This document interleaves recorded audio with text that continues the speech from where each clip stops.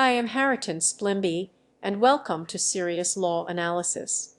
Oh, fucking, just fucking, you will pay for what you have done.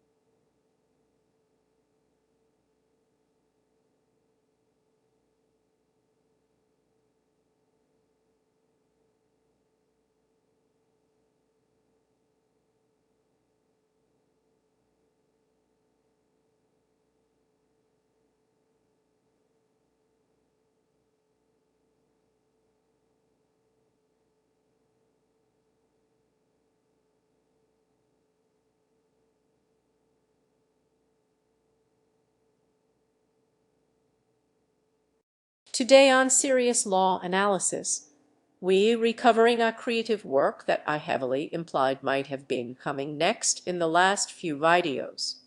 And that's right, today we recovering the Control-Alt-Delete webcomic and animated series. In retrospect, I think I might have made it too obvious. For those of you too young to remember the early days of the world, before we had the internet and had yet achieved the dream of having to argue with Holocaust deniers all day, humans would amuse themselves by painting stuff on the walls of their caves or later drawing it onto paper or canvas. These scribbles became known as scribble, house. Eventually, however, humans evolved past this bullshit and realized you could divide up your space into smaller subspaces called parnells and then use that to create several sequential images, which when read in order could tell a story. This sequence art later became known as comics for reasons we forgot because it doesn't matter. Fast forward to the late 90s and early 2000s where we played video games and things were finally good. Then people who enjoyed video games gained access to the internet. But because they didn't yet have the bandwidth to play most games online or watch puppy compilations all day and argue in the comments about 9-11, people instead would amuse themselves online by using webcomics, also known as digital versions of comics that you find on the web.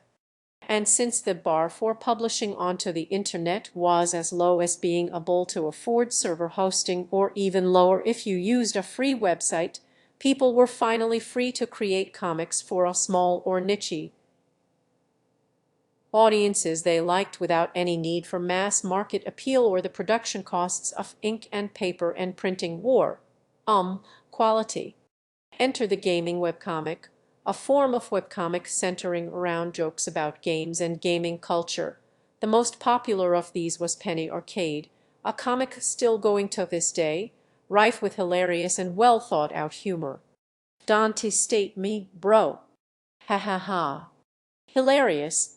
It's just like the thing. With the guy, the bedrock of this type of comic tends to feature several characters, often representative of the authors. sitting on a couch making hilarious jokes about video games that are out right now or inside the fiction of a video game interacting with it to hilarious consequences. These two forms were the bedrock of many early gaming webcomics from the late 90s to the early 2000s, and there were many successful comics using this format like Penny Arcade, The Little Gamers, Bob and George, 8-Bit Theater, and others. All tremendous pieces of art with a lot to say about games and how bad it is that our games are being usurped by money men, and how funny it would be if you died in a way a lot bigger like it's just like in the game. But for every one of these comics, there were dozens of poor imitators out to replicate their popularity and profit by reusing the same tropes. An explosion in the gaming webcomic had begun, and it would continue for over a decade. Enter Tim Buckley with his own webcomic, CTRL+ALT+DEL, often referred to as CAD. CAD isn't like the other webcomics. It's not art. It doesn't have value or meaning.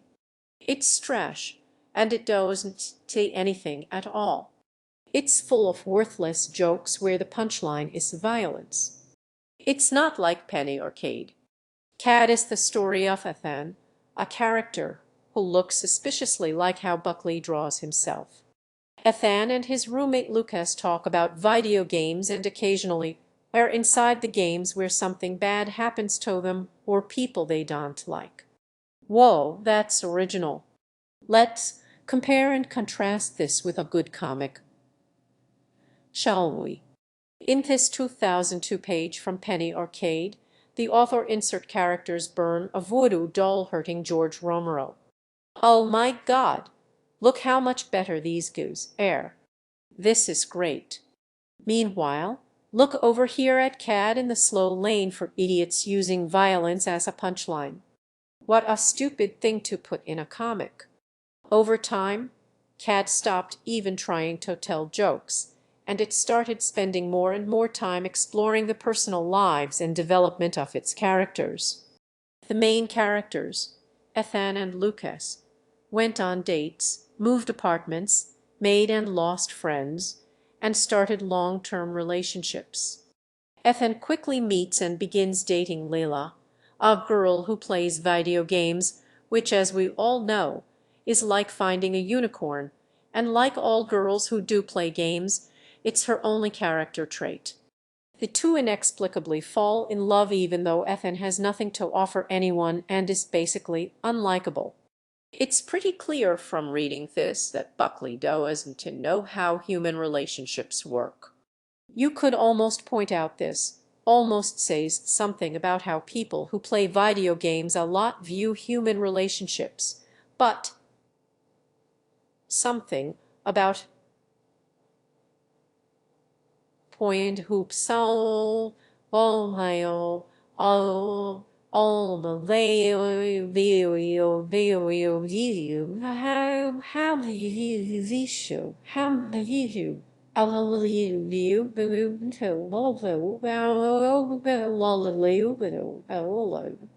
no, no, no, no, no, no, it's bad, and it doesn't mean anything. Tim Buckley, just really bad at making comics. Also, despite being basically unable to do anything but play video games, Ethan eventually builds a sentient robot who becomes the fourth main character.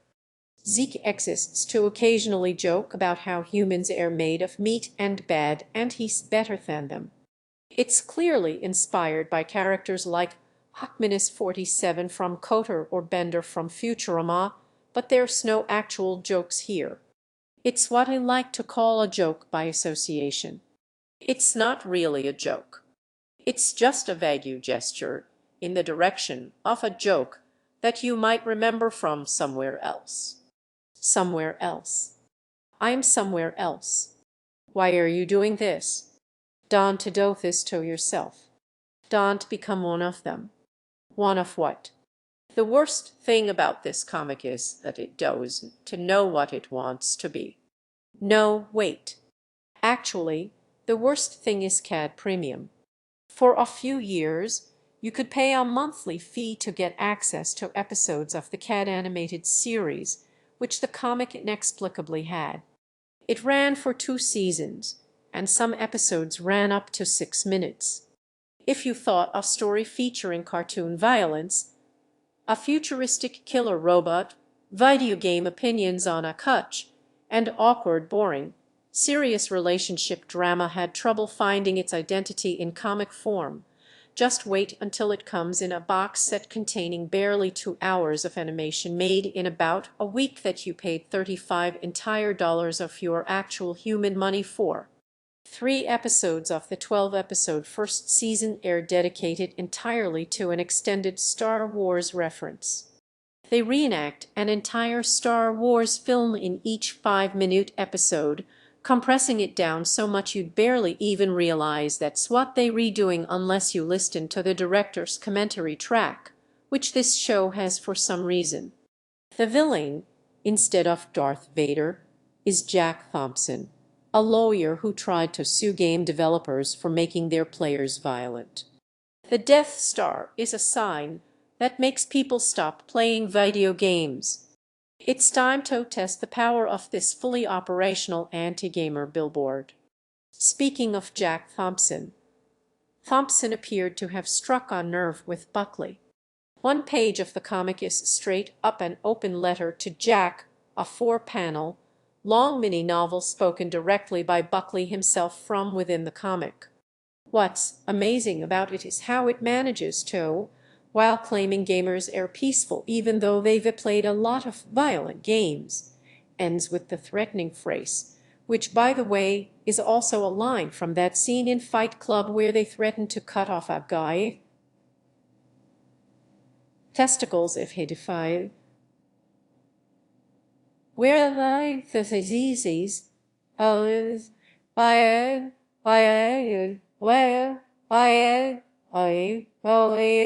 we like to say, they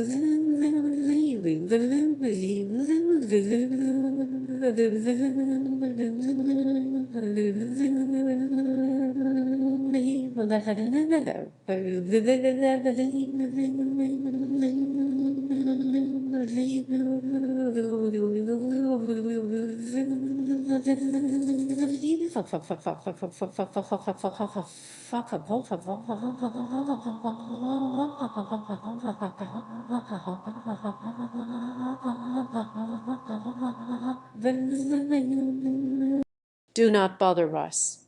Imagine writing something like that and thinking, yeah, that proves that gamers are peaceful and intelligent and can be reasoned with. It almost says something about gamers when people sit down and write things like that. Where's that fucking noise coming from? Where's what? Don't you think you might be reading a little too much into it about what a bad comic that sucks might say? Stick to thinking about real art. Oh, this is just like that Sonic thing, isn't it? The Sonic thing. You overthinking a blue hedgehog? Man, why can't you be objective? Why can't you talk about the level design and mechanics instead?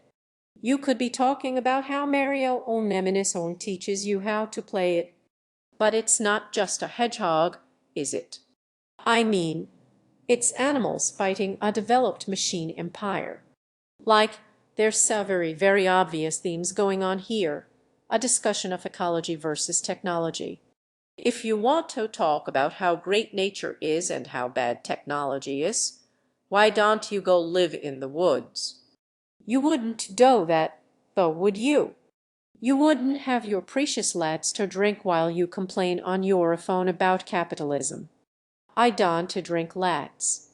What the fuck are you talking about? By now, you've probably noticed a fairly strong contradiction in the comic between the crass, random, non-canon of the many parts intended purely for no strings attached comedy, the serious parts where Buckley himself definitely does, personally threatens someone, and the actual serious lives of the main characters who have problems that don to go away.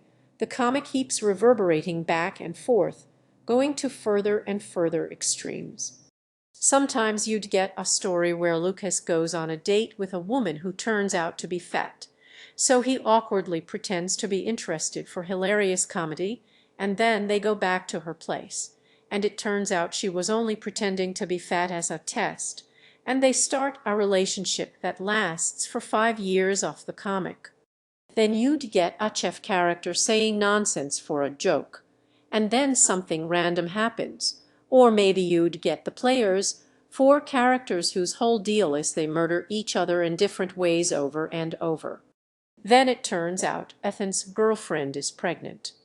Then they joke about what if the guns in the new Gears of War game were guns with trains instead of chainsaws.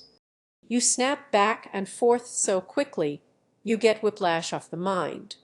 The tension between the comic, supposed reality and meaningless comic fantasy world eventually snapped when, during a scene at Ethan's job where he's making a joke about consumers being stupid and not knowing as much about games as him, he gets a phone call.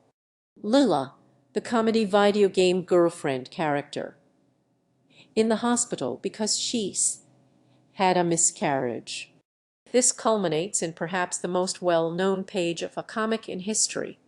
When asked by a noted art scholar the appropriate distance from which to stand when viewing his magnum opus, plainly entitled Loss, Tim Buckley famously responded, "What?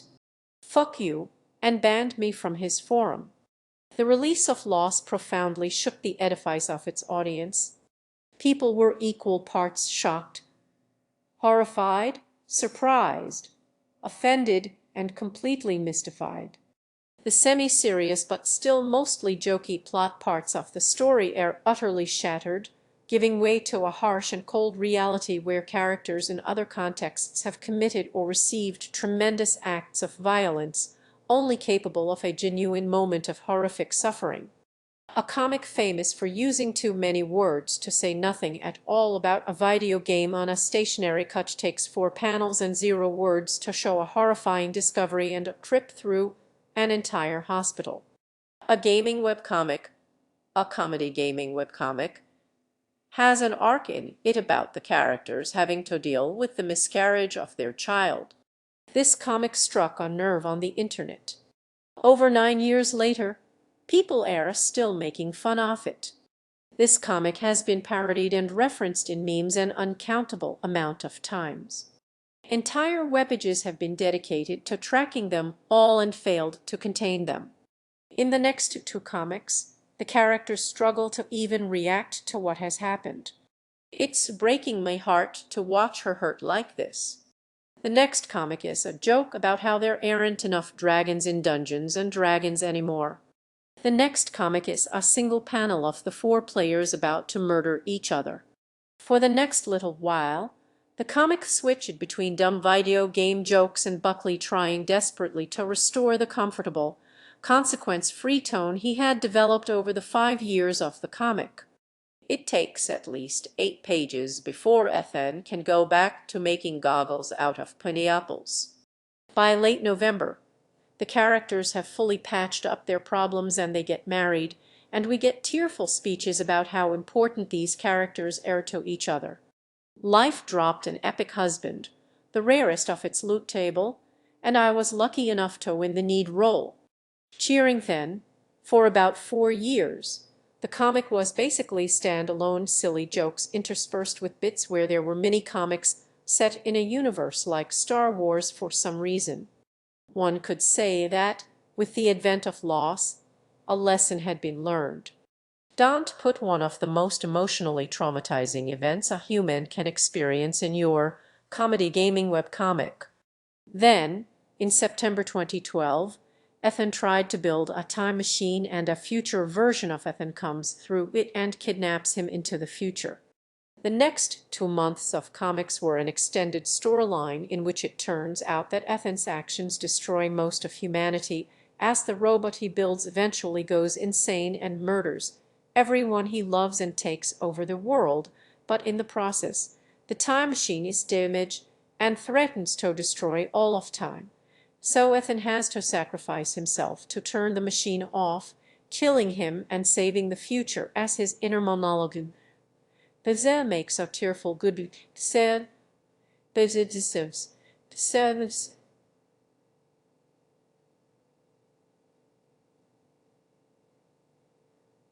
Or are they okay, Rector? No way. And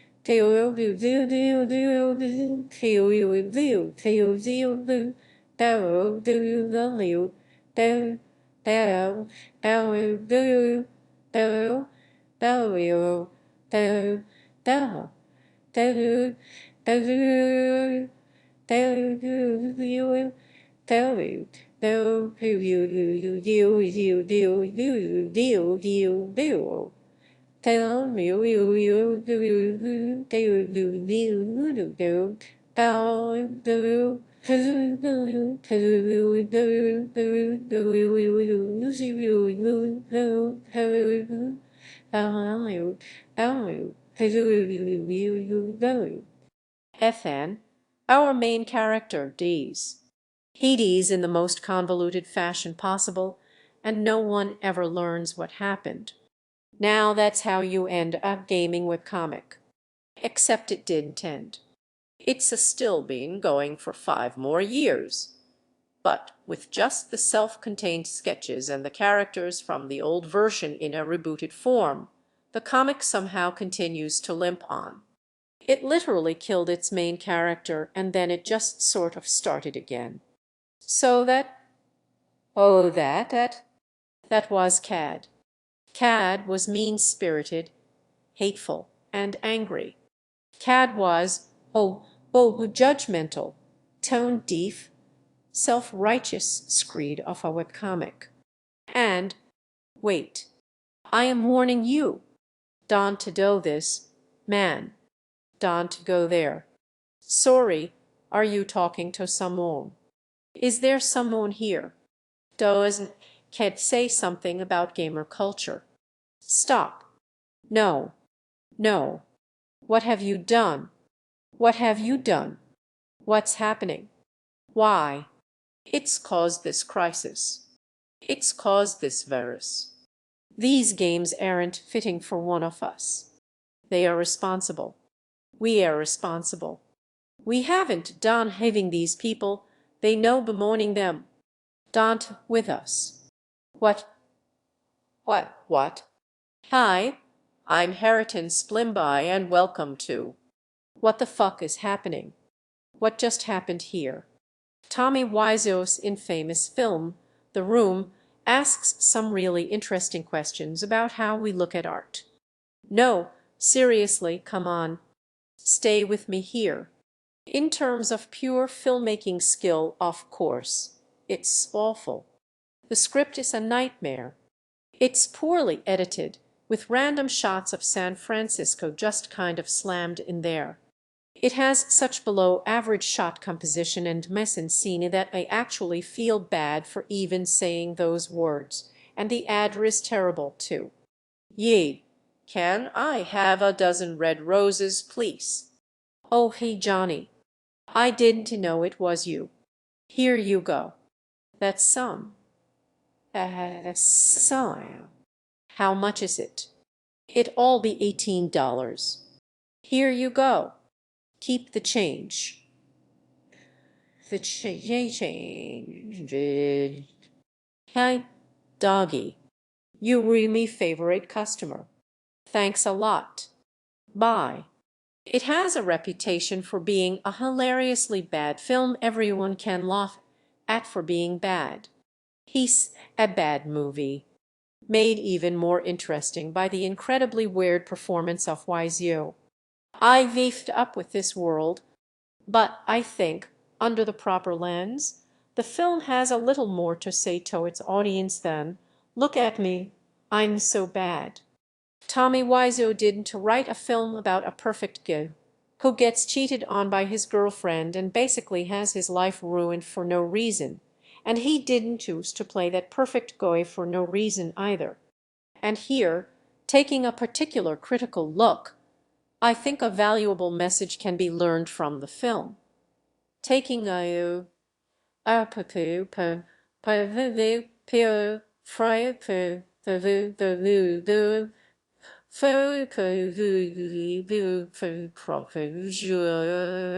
fro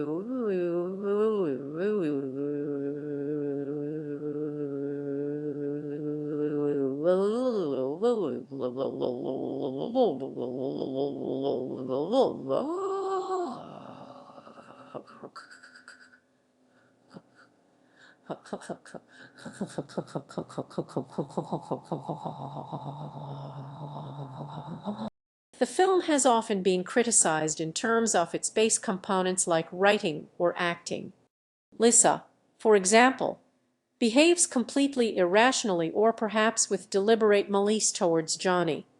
I have him wrapped around my little finger. Oh, we should be happy then. But I don't love him.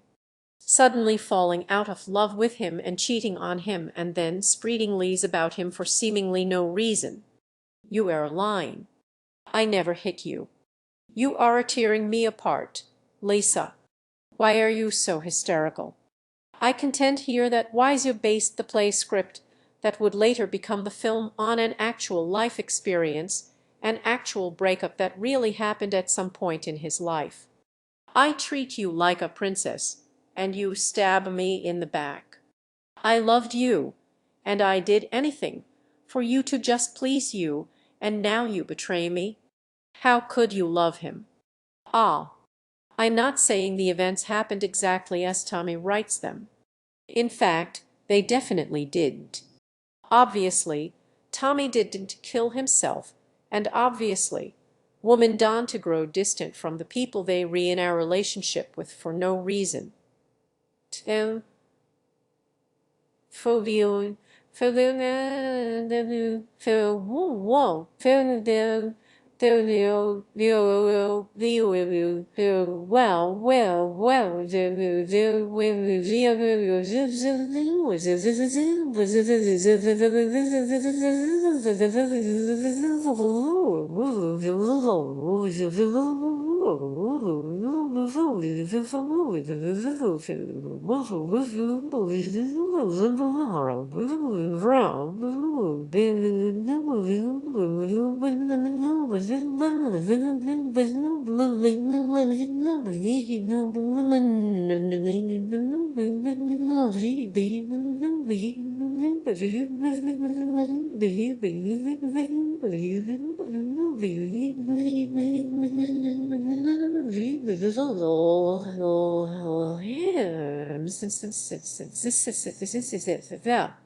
Women change their minds all the time. Change their mind, theirs all the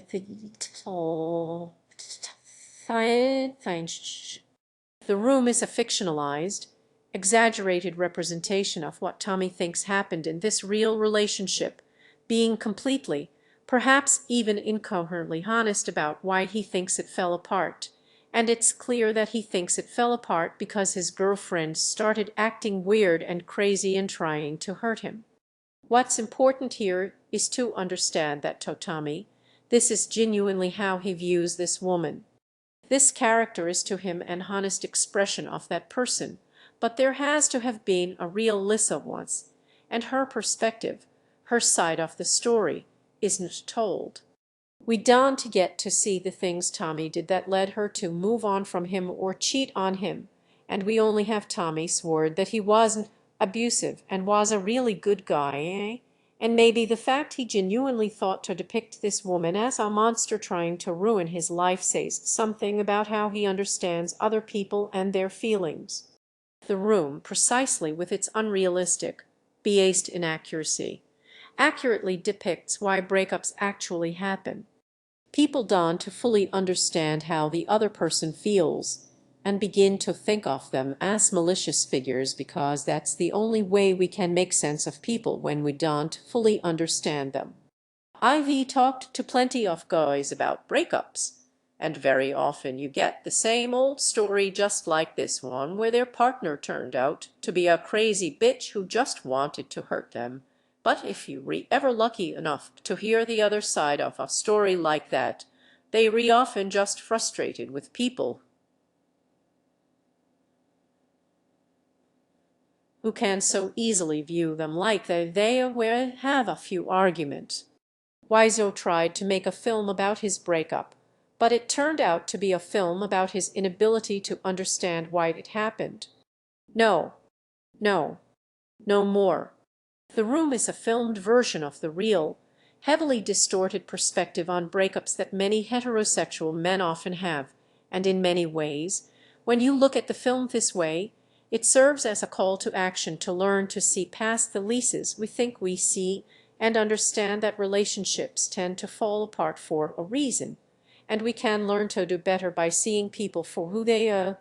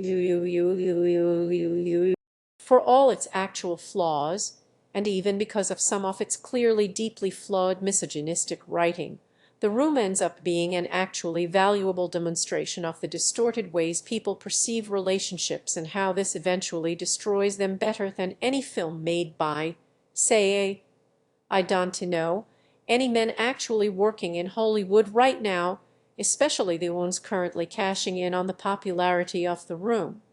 Hi. I am he. I am a me. He. A. All. Guy. All. As you might be aware, he recently closed Visceral Games, the studio working on a Star Wars game that had been in the works for a long time, being worked on by Night Shyamalan, being worked on by, among many others, the director and writer of most of the Uncharted games, but also one of the best-written game series ever, Legacy of Kain, and pivoting the entire game away from what was being made. This update, posted on EA's website by Patrick Suderland, vice president of EA, cites fundamental shifts in the marketplace. Single-player linear experiences simply aren't profitable enough, at least compared to certain other recent kinds of experience that emphasize time investment and incentivize further transactions made over the course of a single product rather than a simple one-off purchase. This is one of many management decisions that exists in a marketplace driven by the forces inherent to a capitalist society. The decision is, sadly, the result of the overall company goal to continue to grow and satisfy investors, and this practice trumps creative freedom or what games players might actually want to see. Penny Arcade covered this story by featuring one of the two main characters, a stand-in for the author, directly, personally calling Patrick Suderland an incoherent, art-destroying monster. Literally, the only thing I know about you is that you destroy things. Jobs, art. I mean, where should I even start? What you did is bad for games, bad for gamers, and trying to frame it as anything but cowardice is offensive. Penny Arcade is consistently cited as far better than CAD because CAD is just a bunch of nonsensical rants, and it keeps just using violence as a punch. No, wait. This is Penny Arcade's violence. How did this get in here? This is obviously hilarious.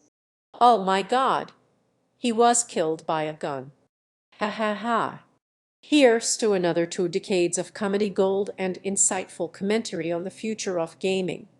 Penny Arcade got so popular and influential on the back of this stuff that its convention, PAX, is one of the biggest industry events of the year, with even major companies showing off games there. CAD also had a convention of its own for a couple of years labeled Digital Overload, and I hesitate to admit, things done to get popular enough to have an entire convention without being at least partially accurate reflections of their audience. I hope the problem here is clear.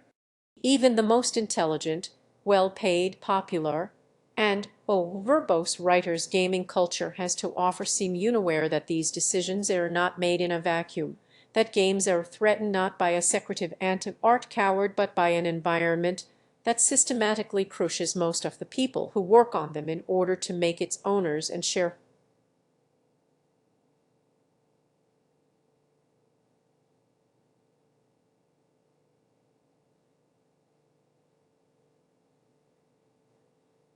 I have no interest in town. And the view in town, TV with the bell, every view, every where we review where how we review the review the review I review I review I review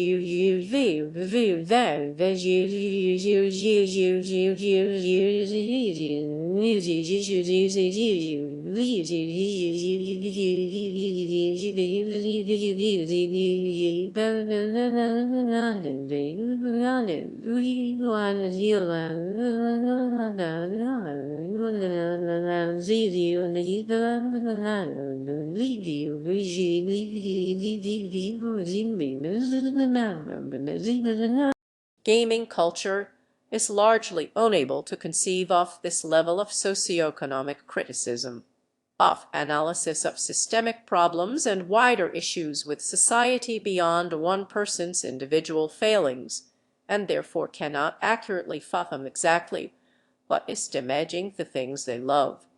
Instead, they have to fantasize about their very own Lisa hiding somewhere in you trying to kill art like some kind of fucking Disney villain. This is why people hate CAD so much. Not because it's bad.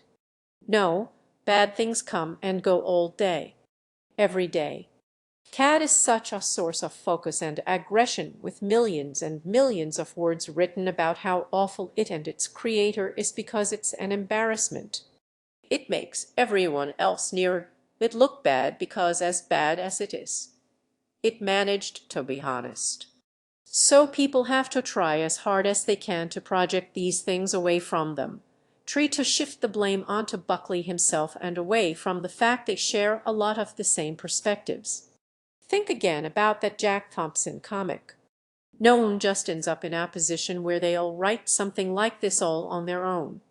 Jack Thompson, wrong and dishonest as he was, received thousands of death threats and messages full of harassment for years from people just like him or people who had been influenced by this comic. No, CAD is merely a particularly silly and vulgar expression of a broader set of bad ideas that continue to go largely unexamined by the people who hold them. Tim Buckley's disjointed personal philosophy and lack of skill didn't come from nowhere. We don't get to pretend he's just some random guy. Blaming one man for the flaws of a broken economic system is making the same mistake as blaming Tim Buckley for accurately presenting the culture in which he exists. We just have to learn to accept that there might be a lesson in things we hate about us, that even if it's bad and we don't like it, we have more in common with it than we want to admit and can even learn something from it. CAD turned out to be reflective of the cultural reality that produced it, and people are only angry at it this much because they don't like what they saw in the mirror. You all right. Oh my God. Oh my God. When we look at ridiculous behavior within our sphere, instead of trying to project it out of ourselves, say be some random idiot somewhere doing something dumb, maybe we should accept that CAD, penny arcade, visceral games, and even ease business decisions are aspects of a wider culture that can be reflective of our own feelings and beliefs and values, even if we don't like what comes out of them. And maybe if we learn to criticize ourselves and change our own behavior, we can start to change the wider culture. Thank you for your time. I must set right that which has been made wrong. Copyright 2020 Muji Media Limited. All rights reserved. No part of this recording may be reproduced without Muji Media Limited's express consent. Please forgive me. You are me world, my best friend, the love of my life. I promised it would never hurt you, that it would never leave you. I have to break that promise. I'm so sorry. Video games, I love you. All. It's time. Yes. Yes. Yes. Yes. Sing now, come on. Come on. Come on, come on.